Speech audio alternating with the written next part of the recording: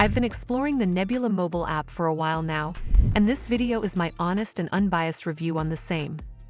I'll cover all the main points from key features to risks and considerations, so by the end of this video you'll have a better understanding of the Nebula mobile app. First, let's look at what Nebula promises. Nebula is an independent streaming service made by creators. It offers videos, podcasts, and classes with a focus on thoughtful content, creator-driven material, and a clean experience with no ads. You get exclusive Nebula originals, plus extended/bonus content through something called Nebula Plus. It also supports notifications when your favorite creators post new content, and offline downloads so you can watch classes or videos without being online. Now, how does it perform in real use?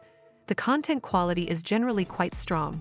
Since creators have more freedom than they might on bigger platforms, some of the lectures, discussions, or videos feel less constrained and more genuine.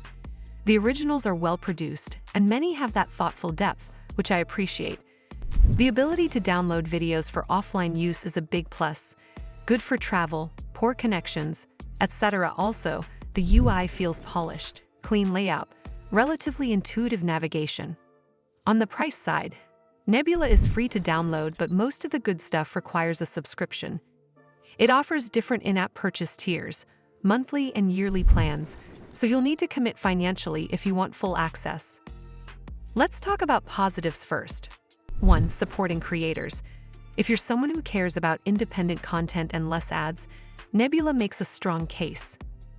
2. Content variety. Videos, podcasts, classes, lots of formats. 3. Offline download is helpful. 4. High ratings. On the App Store, Nebula scores about 4.7 stars from over 12,000 ratings. That indicates many users are satisfied. But there are negatives, and things you should consider, so it's not all rosy. One issue users report is instability of downloaded content.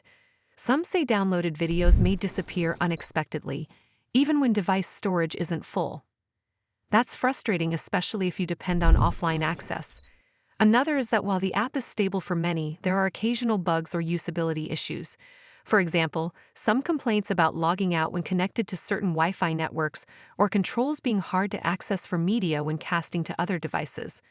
Also, because much of the value-adding content is behind the paywall, the free portion is limited. If you're not willing to subscribe, you may feel somewhat restricted.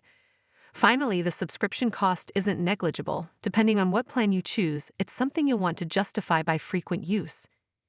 In terms of overall user experience, I feel Nebula succeeds quite well. The app feels premium, the content is meaningful, and it offers features that align with what many users of educational/thoughtful media want. But it's not perfect, and the downsides matter, especially if you expect downloads to always work or if you're sensitive to subscription costs. Overall, Nebula is a solid option if you want ad-free, creator-led, thoughtful content, and you don't mind paying. It's especially good if offline viewing matters to you, and if you're interested in deeper content rather than bite-sized entertainment. But if you mostly want free content or you occasionally watch something here or there, the value proposition is weaker. That's all for this video. I hope you found this video helpful. And if you did, make sure you give this video a super thanks by clicking on the heart icon to help support the channel, and don't forget to hit the subscribe button. We'll see you in the next one.